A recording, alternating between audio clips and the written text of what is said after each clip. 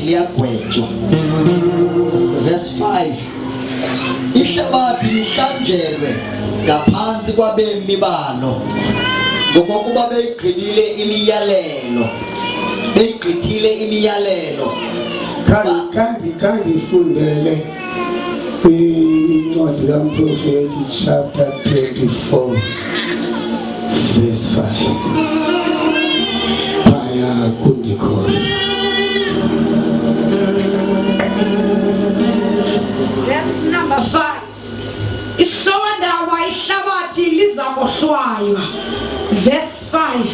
Uluntu lulugqwalisile elihlabathi ngokwaphula imiyalelo kaThixo bonakalisile.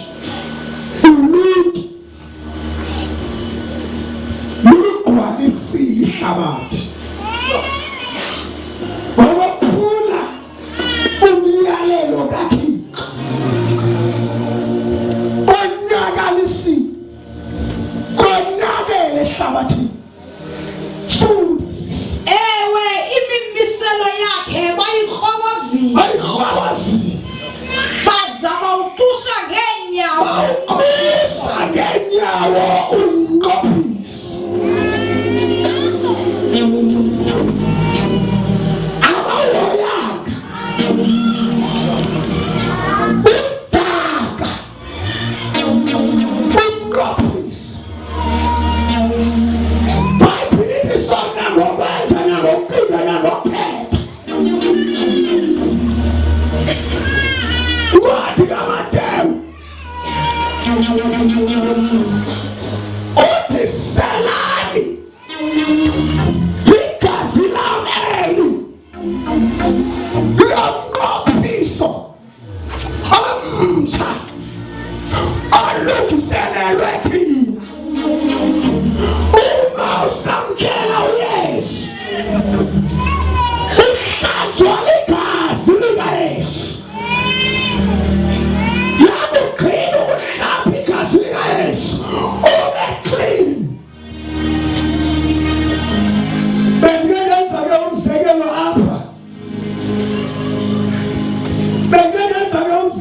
apha. Sizakhaleza kodwa.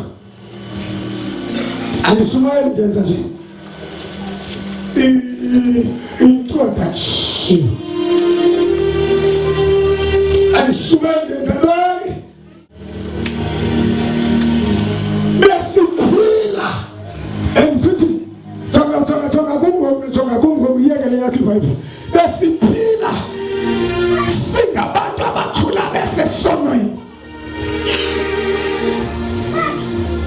Singabantu besesonweni.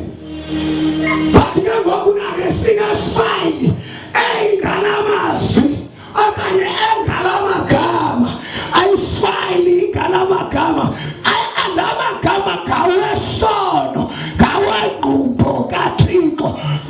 Lamagama wabonayo kamagama kwifayili yakho ezulwini. Njengalamagama ebhala fayili ngawenqumbo kaThixo. uThixo ukuquphele ngenxa yesono esikwenzise ezizinto zirongo. Bachile ke ngoku nangalamagama aphela apha. Bakwelwa umga apha. Benditheka xa ndishumayela apha ezelini ngathi njengoba ukrwelelwa umga lo mga kulapho ke ngoku nake isiqalo sakho sokufika entsindisweni. Uyasindiswa njengoba usindiswa njena kuba clean ezantsi kwalo mga. Kuba clean ngenxa yoba uhlanjwe ligazi likaYesu. Njengoba uhlanjwe ligazi likaYesu kungqinekeka izwi elithethwa kwincwadi etshilelo elithi ngabana abavela phaya baphethe ingubo ezimhlophe. Ngamanye amagama kumhlophe apho kuhlanjwe khona ngegazi likaYesu. Kusemhlophe. Ngokunakuqaleka itestamente entsha bubomi obutsha. Njengoba ababutsha njena silapha kulomnqophiso. Haleluya. Awubonga butsha kungenxa yokuzuza kwakho igazi likaYesu. Kwakunawaqala wasisidalwa esitsha, izinto zonke ezidala zidlulile. Hayi babazalwane, abantu ekuphethwa ngabo kwiprofethi Isaya ngabantu abazizidalwa ezitsha, abahamba endleleni kaNkulunkulu baze baqhela bawuqhusa umnqophiso ebebekwe kuwo uNkulunkulu. Funda. Verse number 6. Verse number 6. Ngoko ke liqalekisiwe ihlabathi, nabemi balo ke Jonga uNkulunkulu xa ebona mna nawe singabantwana bawuqinile, umnqophiso akakwazi ukuligweba ihlabathi. Babawujila sinake wathi ngenxa yenu ezinye iziprofethi azinofanifeseka. Shumayela Nkosi, funda. ewe uluntu nalonke lutshola rhawuka, Uluntu lutshona rhawuka. ngoku liqaqobana kuphela eliseleyo. Ngoku abantu abawugcinayo umnqophiso jonga ngexesha uze apha konyapheleyo uqala ngoJanuwari konyapheleyo ka-2021 uze apha uqondwa zininzi izinto ezibangela uba umnqophiso lwakaThixo ulimaze, kodwa ngenxa yenceba ehlala ihleli phezu kwakho ude walapha namhlanje. Thatha isigqibo kulona umnqophiso andiphindi ndiwulimaze. Ndifuna uwakhona phakathi kweqaqobana yilabantu abazawugcina umnqophiso. Verse number 7. Izidiliya nazo ke zitshazile, newayini ke itsho yanqaba. Hayi bazalwane, izidiliya zilimele, abantu abasindisiwe balimele, behamba nje bafana nehlabathi ngaphakathi. Ayikho iwayini, ngamanye amagama umoya ingcwele uthile uphelile. Funda Nata Prophet chapter 49 uzogqibela apho. Ababefudula bonwabile bathe rhawuba. Kodwa bekhona umoya ingcwele ibandla liyahloba-hloba. Ababefudula bonwabile bekhula inkomo ezikumangaliso ezijabulisayo ngoba bekhona umoya ingcwele bathe rhawuba.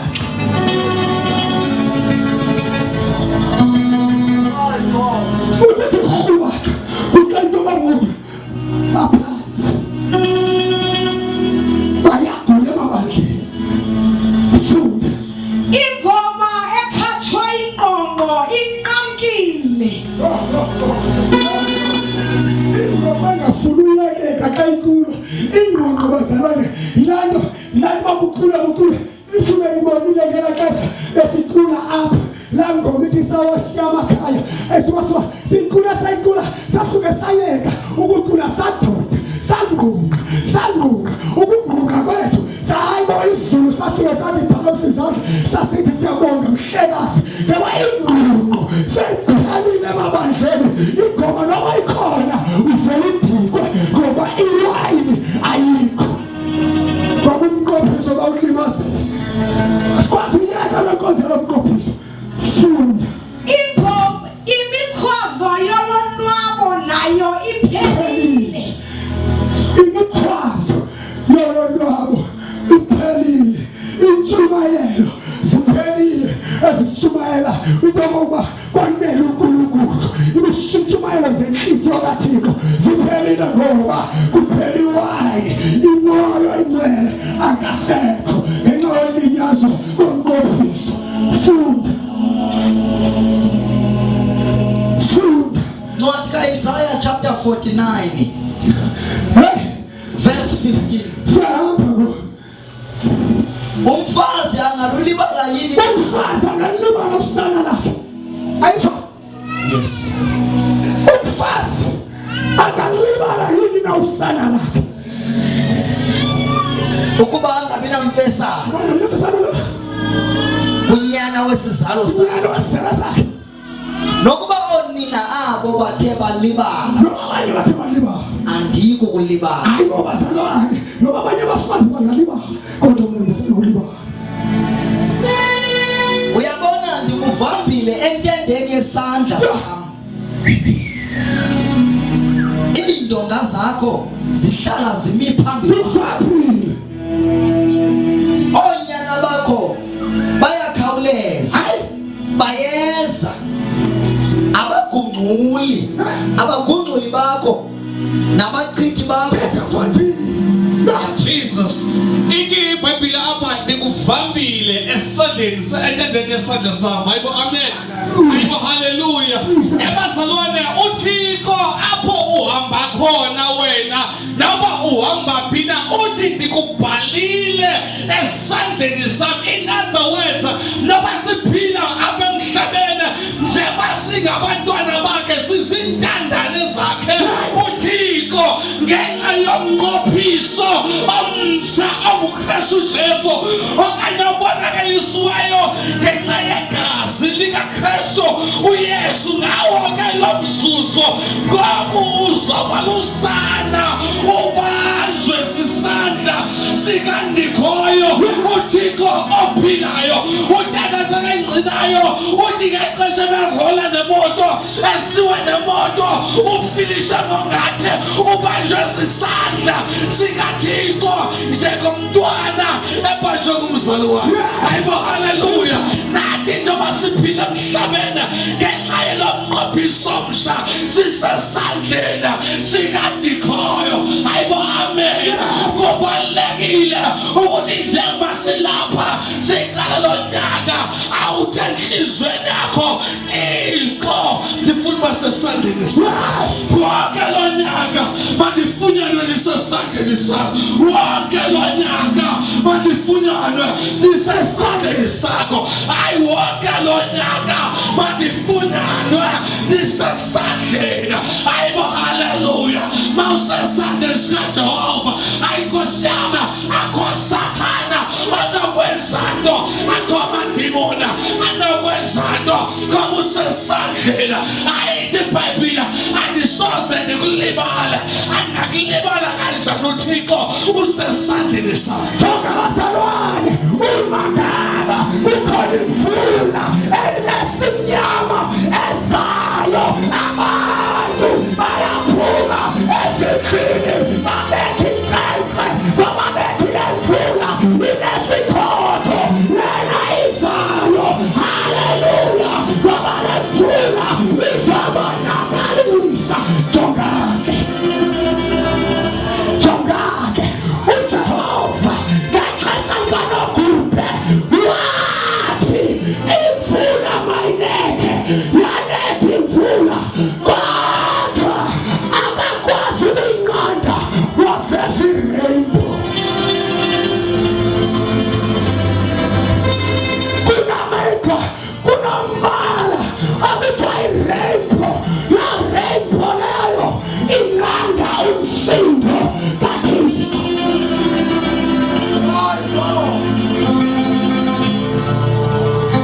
Umnqophiso xa ufikile ukumbhalo emzalwaneni ukumbhalo we-rainbow kunqandwa ingozi enokwenzeka usathana ayenze empilweni yakho. Yena awunalo mbhalo we-rainbow usifisha usithi ndibanjiwe sisandla sinabani usesandleni uyavanjwa namhlanje uyavanjwa namhlanje Uyabanda buti. Uyafajwa nomhlaba. Nakuthobo. Uyarenda. Ekhizwana senwadini. Naphathwa nyawo.